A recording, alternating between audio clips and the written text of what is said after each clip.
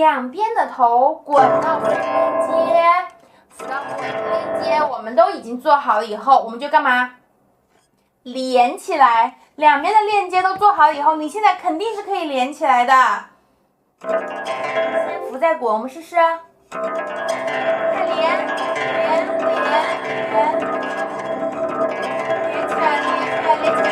走起来了，好，慢来。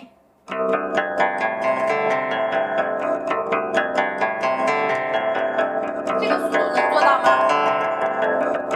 如果这个速度做不到，我们再慢。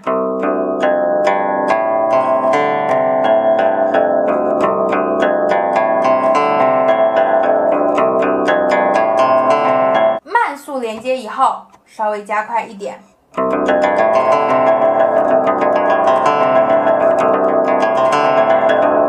从慢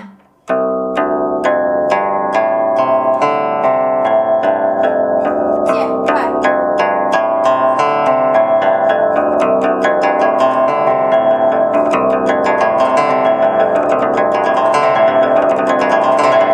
再来一次，从慢渐快。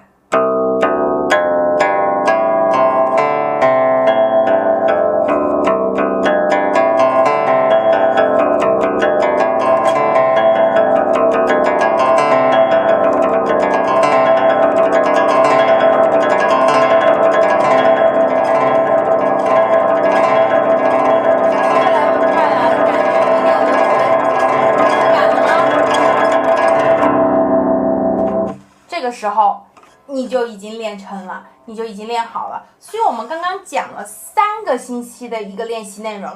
第1个星期分着练，滚是滚，扶是扶。第2个星期练滚到扶的一个链接，一个连接。第3个星期练扶到滚的一个链接。好，然后进到第4个星期。练2个链接，所以我们现在已经第4个星期了啊！这个指法两边的头的链接，那么两边头的链接就像我刚刚一样，由慢到快去练。那当然你是在练成了慢和快以后，再是由慢到快去练的啊！先练慢，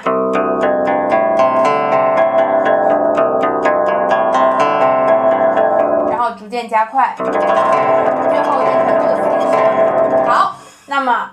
我们要讲回刚刚开始的时候，我跟你们强调的一个问题，在刚开始学滚扶这个指法的时候，我跟你们强调的是走直线，走直线，走直线，走直线，对不对？千万不能给我转个圈圈，画个圆圆，对不对？好，但当你们经过4个星期的练习了以后，这个时候我要告诉你，走圈圈的目的是在哪里？走圈圈是不是可以走？怎么样去走啊？首先，你的触弦点就是你的食指的扶，它的圈是这样的圈。我告诉你啊，你的触弦点1弦是这个点，对不对？1到6也是这个点，1跟6是一条直线，1跟6的触弦点是一条直线，然后你的手是往右边，基本上到4弦的时候是最靠右，然后要回来这个点，1跟6的触弦点是一样的，所以你就是走的一个这样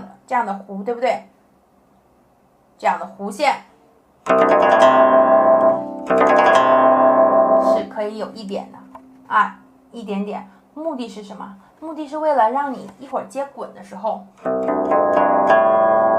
个手能够更容易回来。因为如果像我刚刚讲的直拉，就是第1个星期要求的，如果你是直拉，你连接会做的比较生硬，但是如果你走一点点圈，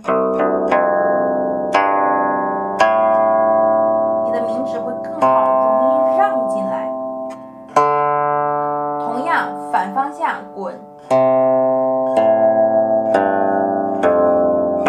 一回是7弦跟2弦的触弦点要基本上在一条竖线上，这2个点，然后梆梆往左偏，梆梆回去，梆梆。好，所以这个扶跟滚啊，它加起来就形成了一个这样的圈，大概是这样的一个圈哈。所以你们不要，我真的见过有学员能把这个圈做成这样的，那它弹出来是什么样？我给你们学一下。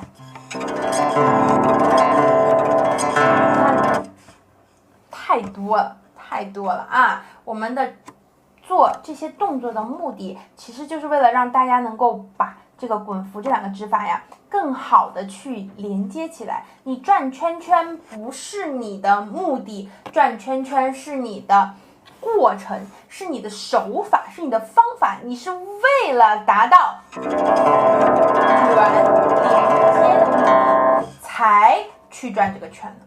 所以为什么有很多学生会说，哎，老师，那我听到这里，那你为什么不在一开始的时候就教我们就是去转这个圈呢？如果我一开始教你转这个圈的话，你是不是会觉得可能会更容易啊？我就费了这么功夫，我都练了三个礼拜了，然后您才说这个转圈，那其实我是不是之前可以练得更快啊？不是这样的，如果你在一开始就转圈，你一定会导致你音色的不平均。一定会导致你音色的不平均。为什么？就是说我们一定要先学走路，再学跑步呢？如果你不走都没有走